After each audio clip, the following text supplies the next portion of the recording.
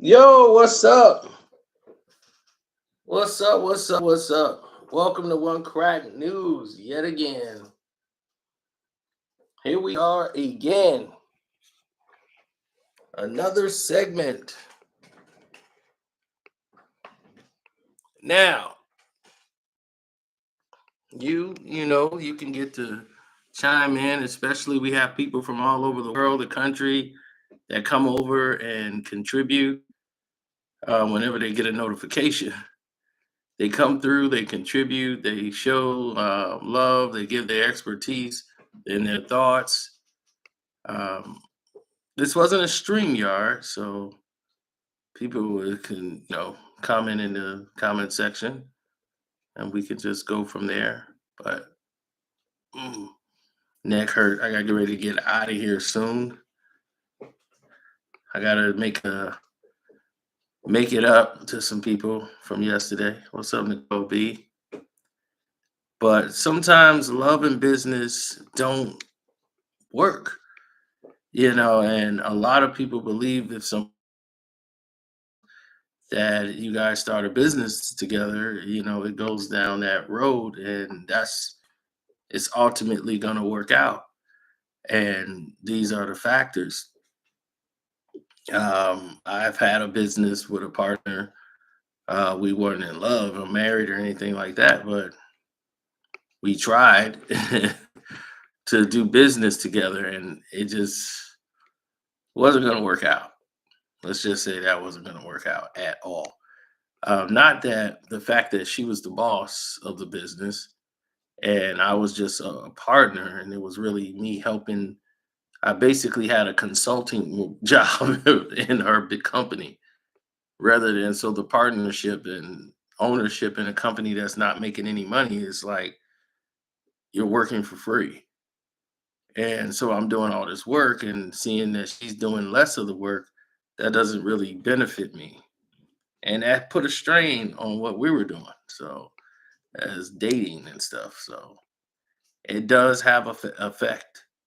And sometimes somebody who love you, sometimes it's best if they stay out of the business side of it and you have somebody else in there. Uh, now, this female, she had a company. They had a family business.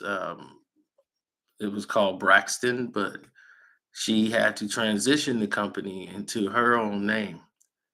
That's an exceptional grooming for exceptional men. That was their pitch. It's located in Harlem, New York. They do spa locations.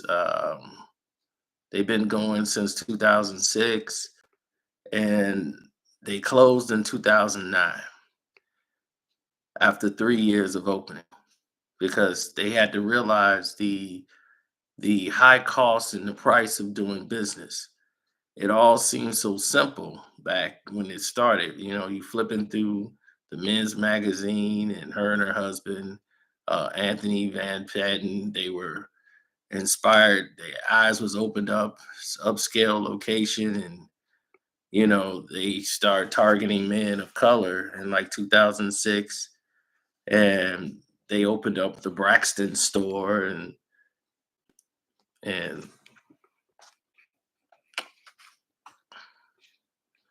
yep, Brenda Braxton is yeah, she's the owner.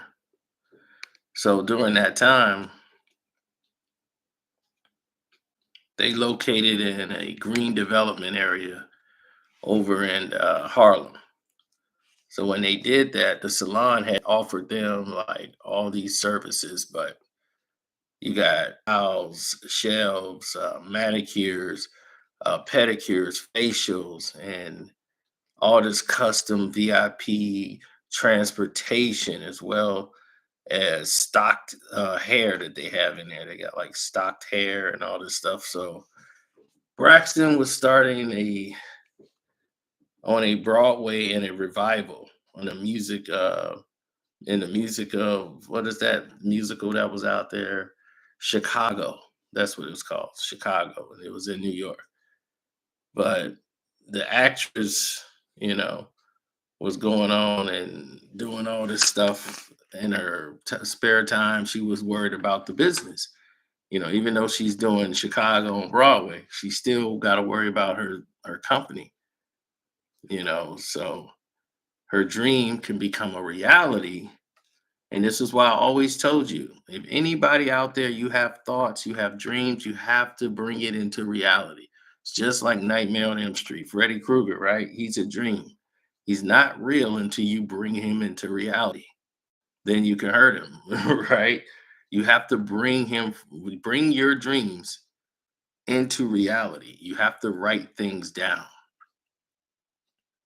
So that is a key for all of us. Like, I do it a lot.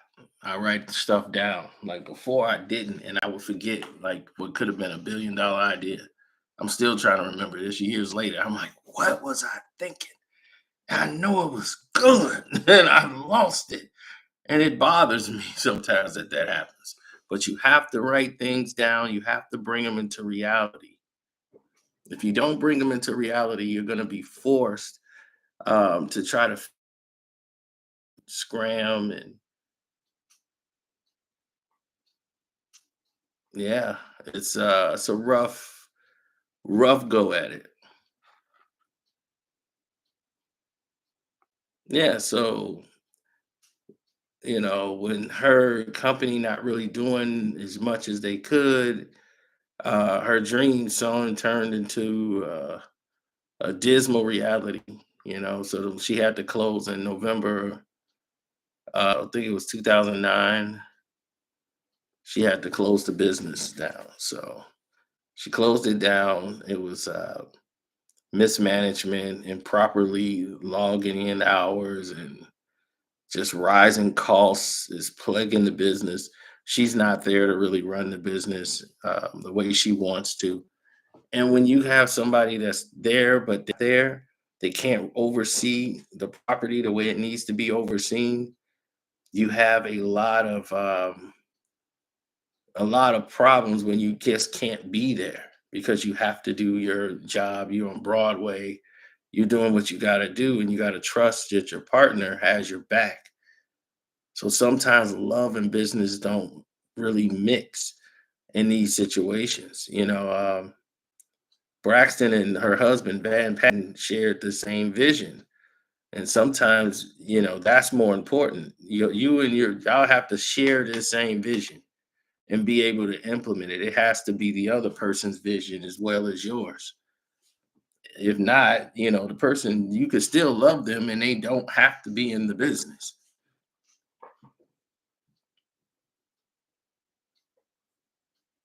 But see, one of the keys is that Brenda and her husband, Anthony, both lacked business management skills. Neither one of them were prepared for day to day pressures of running and owning a business. If that's true, you have to hire somebody who could handle those operations until you're able to learn it, because it's going to be essential for the success of your business. Those small, tedious tasks are going to add up, and you're going to want to do that. You're going to want to go ahead and have those, what they say, dot your I's and cross your T's. You're going to make sure all that tedious stuff is done. So you have to have someone there that's in charge, manage these situations. Well,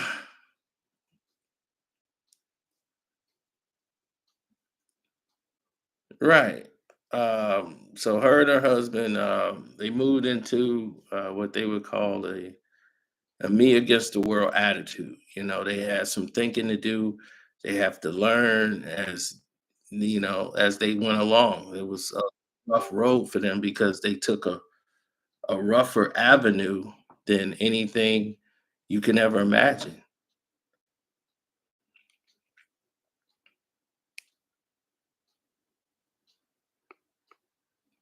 Yeah, well, when you start looking at things of that nature, you're looking at a company. When they opened up, and they had decided that, all right, they had to go down a long, strenuous path.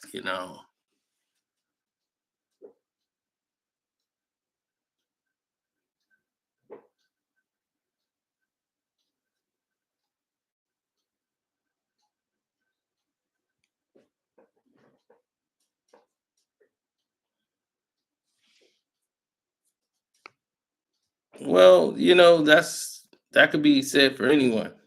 But when you get if you look at, like, if you say, okay, well, we got to get to this magazine, or because back then it was still magazine heavy, magazines were still dictating a lot of business.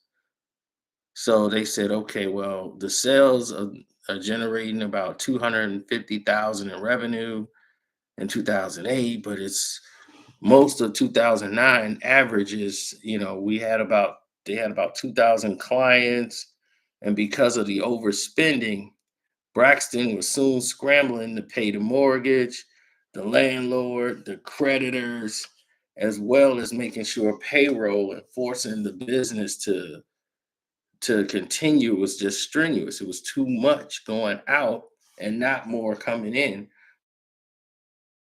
Had to close back down. And that's when her and her husband had to have a heart to heart, because when you start having a heart to heart, what's up, pipe and tea? So when you start having that heart to heart, that's when you get to find out everybody's on the same page, or do we have the same vision for the business? So when she's out doing her play Chicago and New York, she can't be there to run the business. She has to know and trust that my partner got my back. My partner, my managers, and everything wasn't being taken care of. So when Braxton closed his doors in 2006, that's when Brenda Braxton said, when they opened up in 2006 and they closed in 2009, they had a lot of revenue coming in. And to shut down like that and says, we got to do a fresh start. We got to get a fresh strategy. We have to learn what we're doing, because they were just losing as much money and not making any. And it was strenuous to run. So her close friends and personal connections, she found a private investor that loaned her more than $100,000 in the business to help rebuild the company. So this time around, the husband was not on there no more. It was just her. She's the sole owner of the business now. So, moreover, by keeping in contact with her landlord, she was able to reopen at the same location and work out a payment plan and make sure that she kept, the landlord in the loop, when they had to realize that there was something, they was having cash flow problems or anything like that. You know, he appreciated the honesty that she had, and she was willing, to work with them. So, one of the most important lessons, you're not hiring employees. You're not hiring employees, and you're in hiring, or you basically inheriting, and you're building a team. And that's how she wanted to be. Yeah, I'm not having any employees. I'm building a team. So now she's like, I'm going to manage the day to day operations.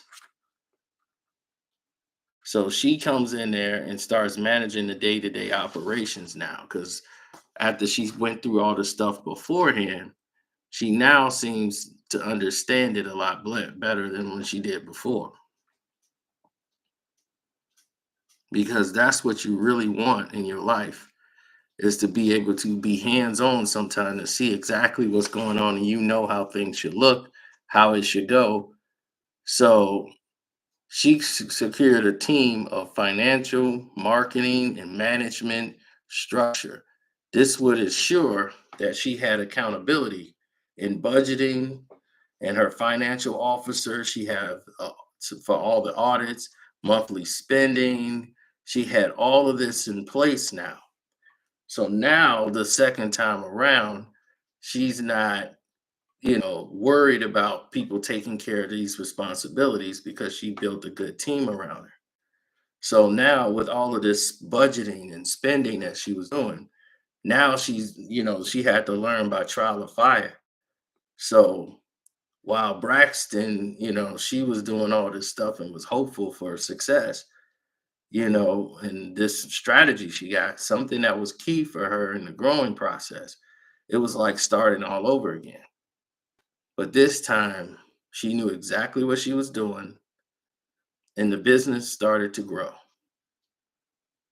So the projections were going through the roof for the company. They earn about 300,000. Now they went up to 400,000, 500,000. They were going all the way up now in revenue. She was averaging about 16 to 17,000 a month in earnings, and then it started to increase. But the fact is that she still has her husband. Um, they still do great numbers. The husband's name just not on the business anymore. Um, Now they have an academy that they have called the Braxton Grooming Academy, where they show you how to groom like exceptional men, like businessmen and things of that nature. And it's like a spa for men, so it's making a lot of money for them. And she didn't give up on her dream. You see, I told you, a dream becomes reality once you make that move to bring it into reality. You write it down, you do something, you make an act of something that was in the dream to bring it into reality to make it real.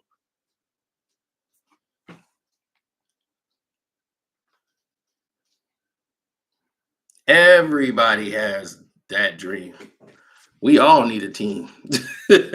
Hell, I need a team more than anybody. I got too much going on.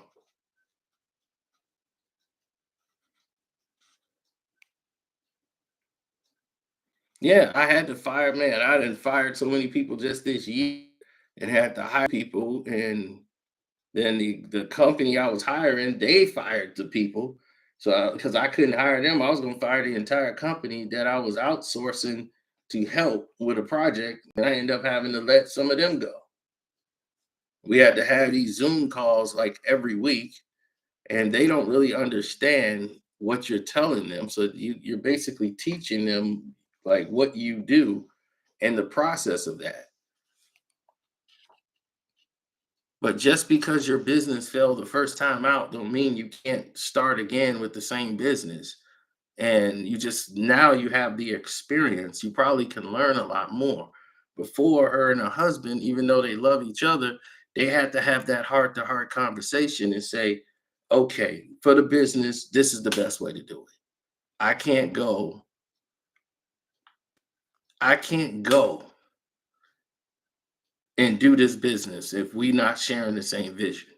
If we sharing the same vision, we got to be on the right path. We both people cannot know anything. When they both started, they knew nothing about business management. None of them, the husband or her. So they suffered in the business. They didn't know how to do any of that part. So when she was turning things over to him to do, he couldn't do it. So Anthony just sat there and he was trying. He wasn't stealing from the company, but it was stuff mismanaged.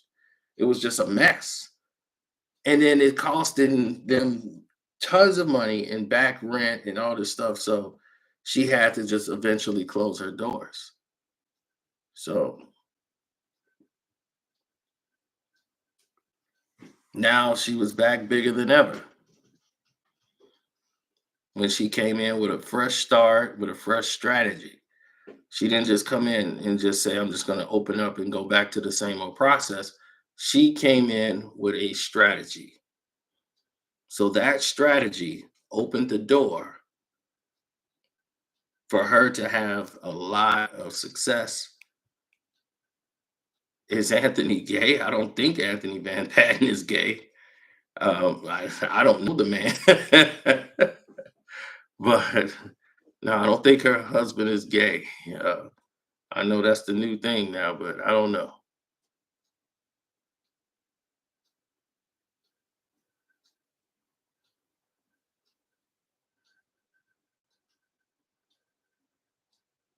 Well, spiritually is key too. You gotta have the same reality spiritually, because if you have, like, let's say if you're a positive spirit and you have someone who's negative and they just keep pulling you down with negativity, it drains you. It's like lifting, pulling a anvil uphill. That could weigh you down and just make you take your energy level down to a point where you're not doing things. Some people need affirmation. Me, I thrive off the energy of the people that sends me hate all day and stuff like that. That's why you think it doesn't bother me. I use that as fuel to prove them wrong. So I have that energy. That's where my energy comes from, the hate. I mean, feed it to me. I'm gonna use it.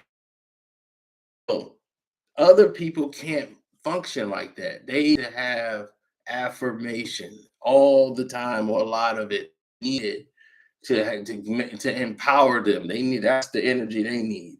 They need that pat on the back. They need that attaboy. They need that to keep going. I'm gonna do it no matter who said what.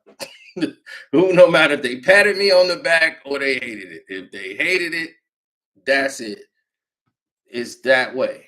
So the affirmation is key to some people. They need it. Like, everybody can't be, they're not wired the same. You could have identical twins, you could dress them the same, feed them the same food. One person, want to be a rock star, the other one, wants to go into real estate. It's just they are different people no matter what. So if someone is not on your same wavelength spiritually, it does have an effect. I've seen people who are not connected spiritually, and it just don't seem to work out, even in the business. Even if they have the same plan businessly, it's kind of hard. Now, it took many years later, but that person ended up becoming spiritual when they got in their 40s. And they got real close to God and go to church every day now, like every Sunday, and studying to be a deacon. I never would saw that coming in my life. This is a person whose wife went to church every day, like every Sunday. She was there Wednesdays. She's helping out with the dinners and all the events. He's never there. Every Sunday he with us watching football. She got the kids, everything, and she's there doing that. And he's watching football with us. So when that happens, and I was like, I hope she don't blame me.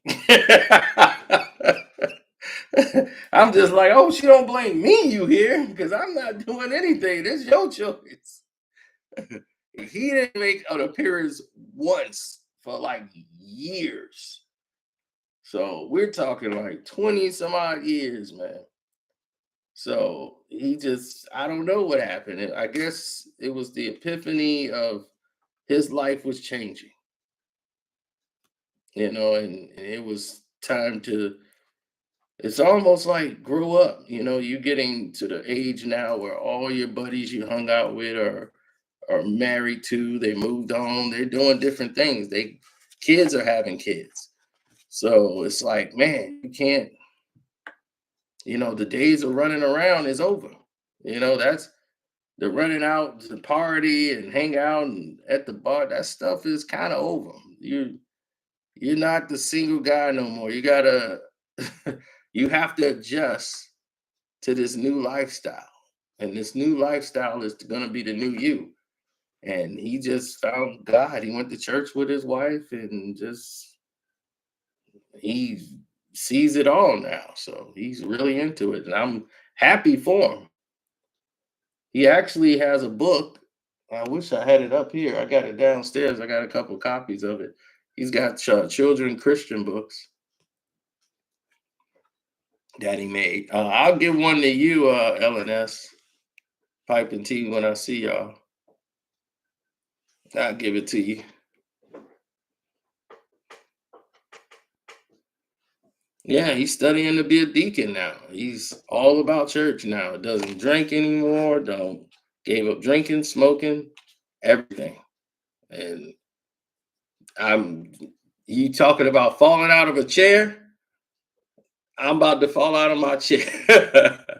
And that's my cousin.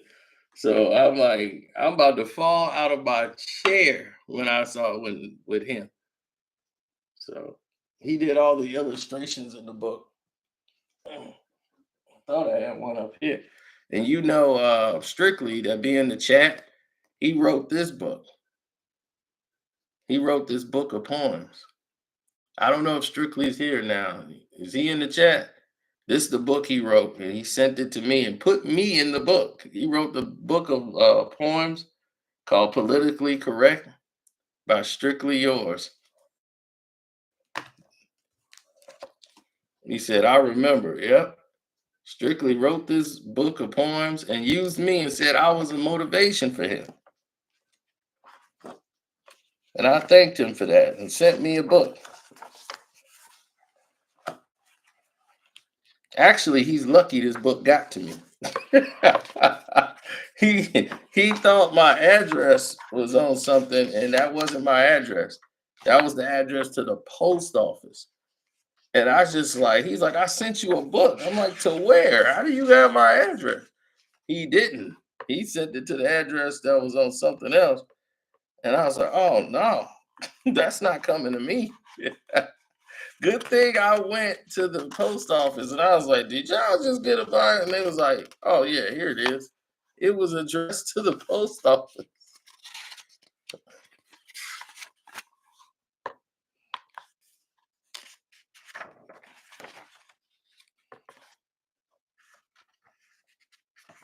Yeah, it's all a book of poems.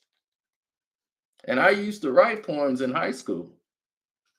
See, that's back in the days. You guys are probably young and don't remember, but you used to have to write to girls' love when you wrote to them.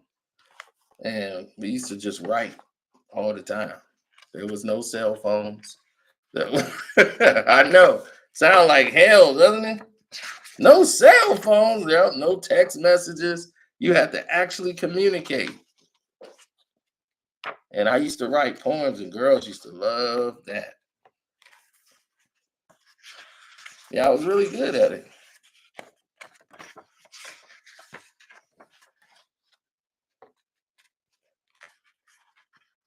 And then if you personalize it to them, say something about them in the poem, oh, the girls ate that up.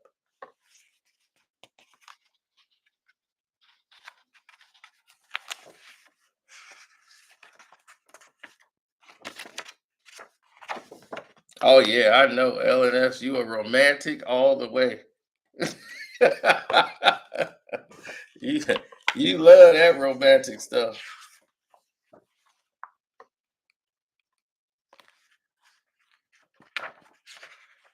If I'm only doing that, it's to get out of trouble.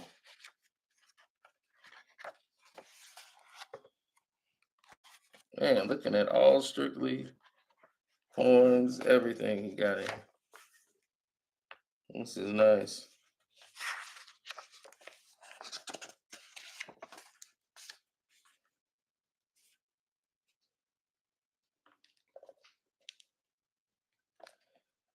Oh, he thanked Dame Dash and myself. He put it in there, Carcito for life, Kevin Davis. I was like, I'm in the acknowledgments of the book. I was like, way to go, Strictly. But those are the things you do it for, give people motivation. You never know who's listening, who just needed to hear some words of positivity to make them go. Like I get sent messages all the time. People was like, man,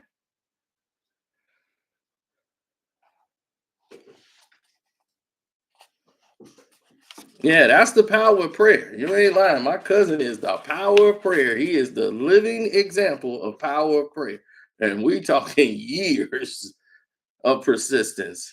The strongest wife probably in history. I'm like, the power of prayer there is something else. I should change the name to Sino's Calm and Beautiful Thoughts.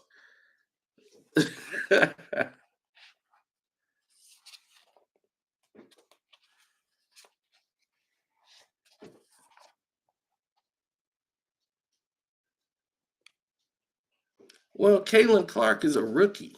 That's the thing. She's a rookie. The U.S. basketball team is probably already selected, and it'll just be a distractional show if she's to go. Plus, if somebody, like, God forbid, someone gets hurt, she would probably be a replacement, but she probably don't even want to go. She's still learning the game at a pro level.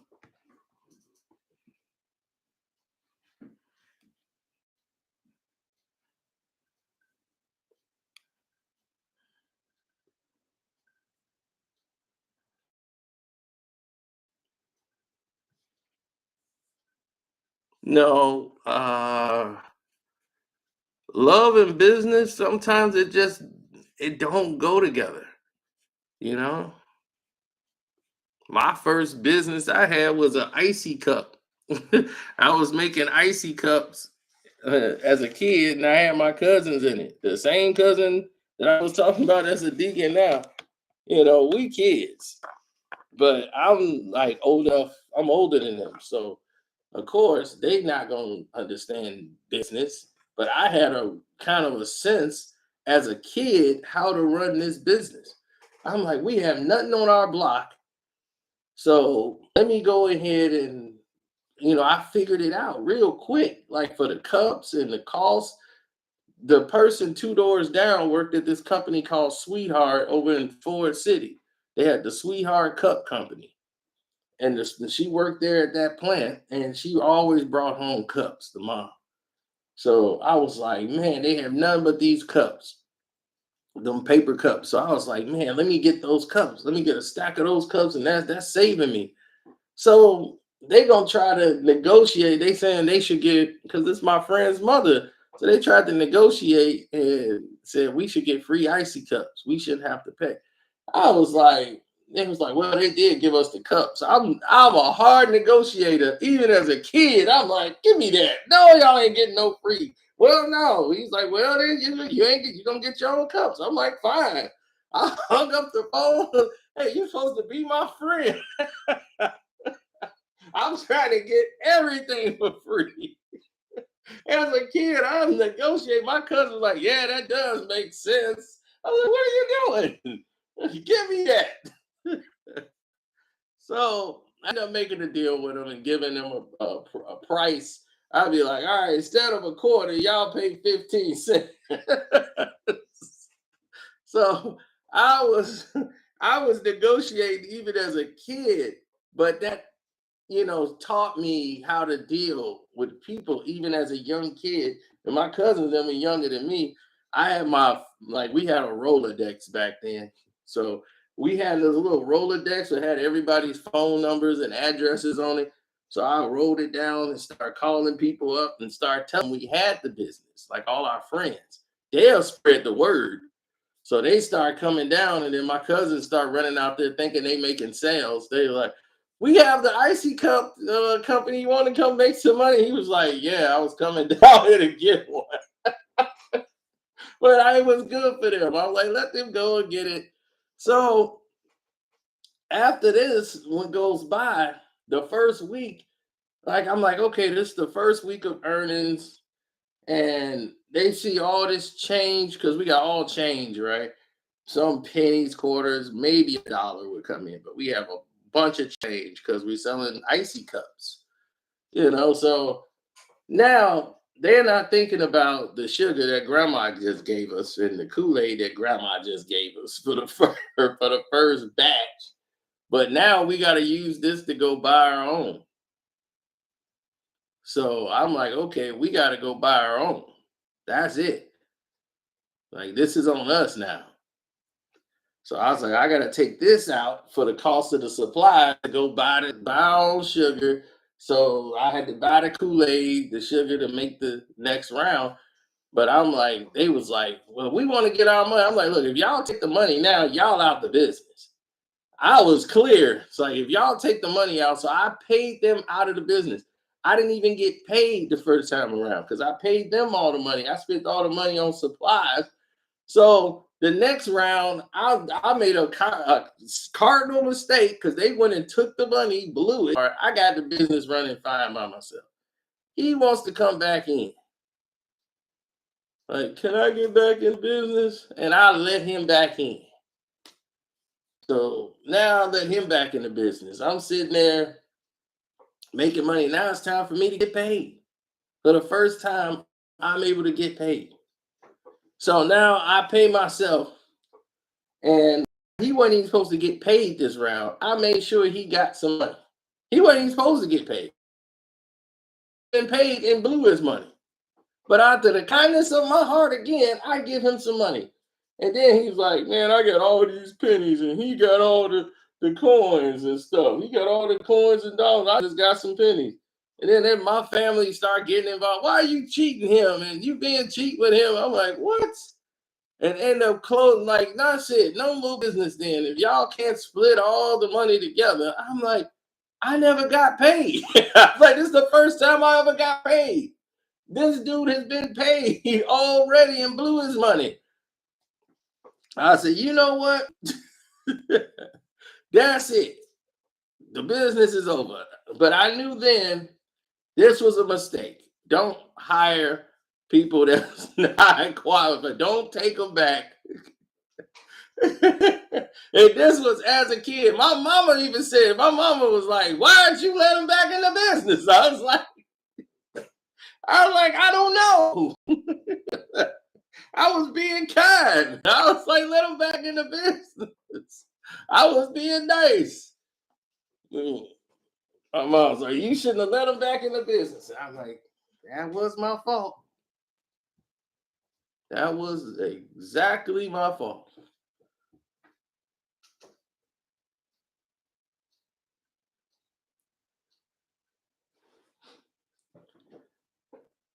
Yeah, well, anybody, like, I know people that got a family ran business, restaurants, got a vision in place, and some people see like, okay, this is good for us, a family. You're learning how to run a business, how to, you're supposed to be observing and seeing how things work. So you might not want that to be your business. You might want to create your own business. You're creating entrepreneurs. You're teaching people how to manage people. They learning how to manage themselves, manage their lives. So a family that's spiritually involved, they pray together, they do things together. That's a strong bond.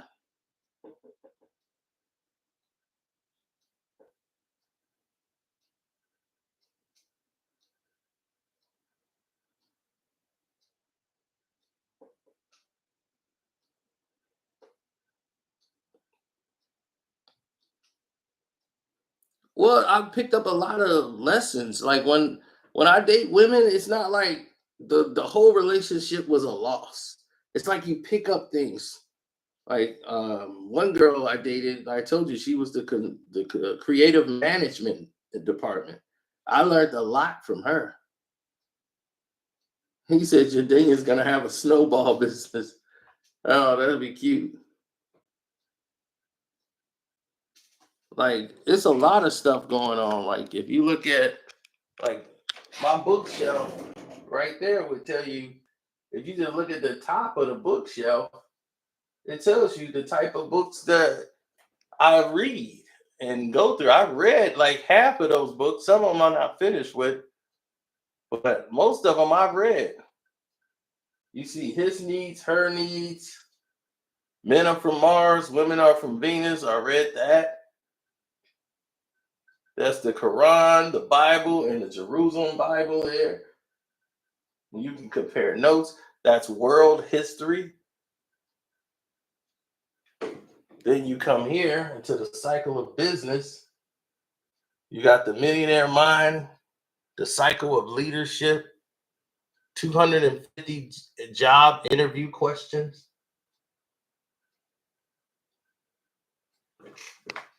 Right? Staying street smart in the internet age. This was made to give you tips to stay smart, stay street smart during the internet business. This is a very key book written by a black man. The new color of success is black. But he does not miss a book beat. He does not miss a beat. This is a great book. 20 young millionaires tell you how they're making it. It's a lot of great millionaires in there telling you secrets. So I try to learn from people.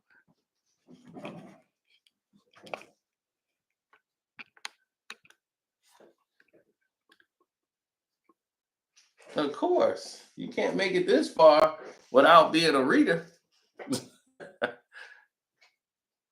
No, I don't just have them for show. I read these books, and if it's something that's related, that's going on to something I got in the book, I go, hold on, and I go to my book.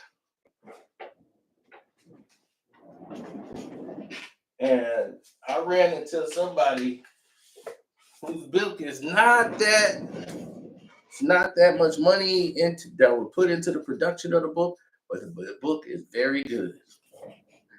You are badass at making money. This book here is something incredible. Now, I haven't finished it. I think where was I at? Damn, I done lost my place. I normally mark it. Damn. But I'll find out where I'm at by the chapters. But this tells you this person, this lady, her name is Jen Sensario. She was in her 40s, still learning from her mistakes. See, your mistakes, people be mad they made a mistake. You're going to make mistakes. It's what you learn from the mistake. That's the key.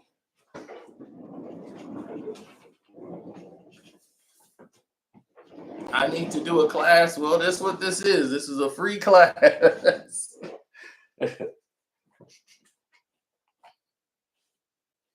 We've done that. Like on our Patreon, we went over numbers. We went to the board. We written up how to start your own bank. We taught people how to do a lot on the Patreon. Matter of fact, we got to do another one of those on the Patreon, starting a business from scratch.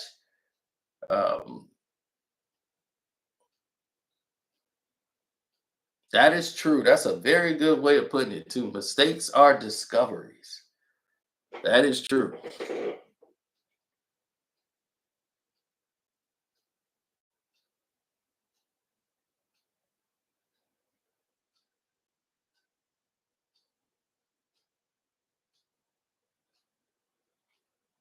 Yeah, you can create your own bank. Um, yeah, I was telling people that it's achievable.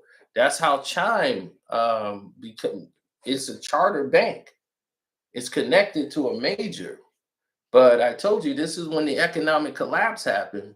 What they did to get bailed out by the government, they went and got their charters license before all the banks collapsed. They knew the bank system was going to collapse.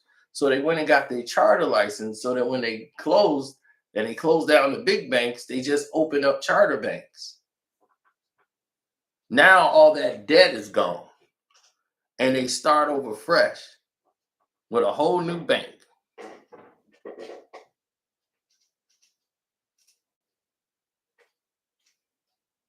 So that's what Chime was. Chime was a small bank. That was an internet. Chime is an internet bank. So now they're managed by a major. You sign with a major bank to bank you, So now they got a backing. But there's a lot of black couples that own their own bank. I met some of them at the business convention, not at Rosemont, but the one in Wheeling, actually in Wheeling, Illinois, at the Westin Hotel. We had a lot of business meetings there. And the key is to always learn from someone. With the one girl I dated that could cook, I got a cooking book from her. I shouldn't ever be cooking, but I got the cooking book from her. So I all the recipes and stuff she was cooking for me, I had more energy when I was with her. And this is why she was cooking low fat foods. And she was like, "Oh yeah, you can make delicious foods, but you can just get the low fat ingredients and it tastes better. You know, it's not like it's a bad thing." So all these recipes for soups and everything. So I ended up getting the book because I wanted to know what she was feeding me. I might have to call her back.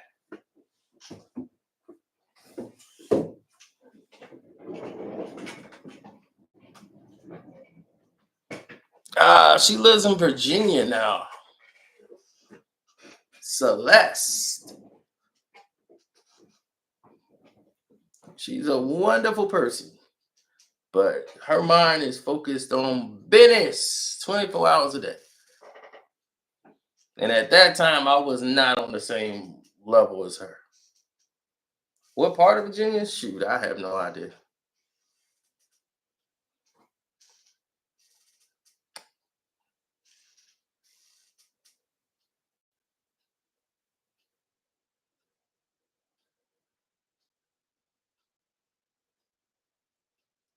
Well, she was moving up the chain, so she was moving up the ladder.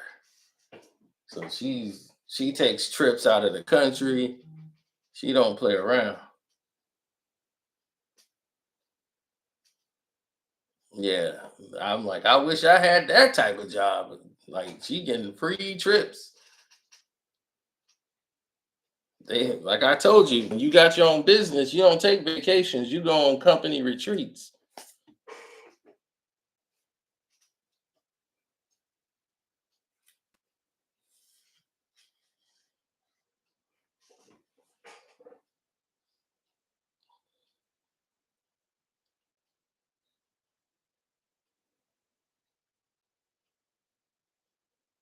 He said, "These people really using chime out here?" Yes, people bank with chime. My sister bank with chime. I don't bank with chime, but she does. But that just goes to show you, it's people out here banking with chime. Chime has about probably $1 billion, if not more, like in earnings. Chime is making their money. Y'all better look into that.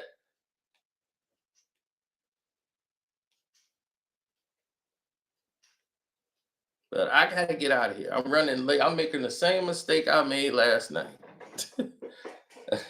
Let me get ready to get out of here. I'm running late again. See what I'm doing with y'all, man? Y'all got me doing all this. What's up, Don? Oh, there you go. Oh man, let me move all this stuff out of my way on my notes.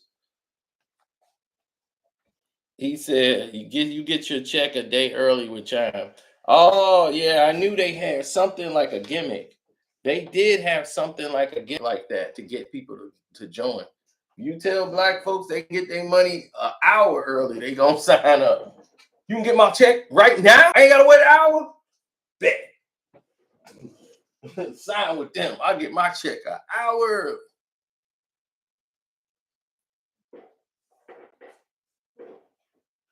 So I'm out.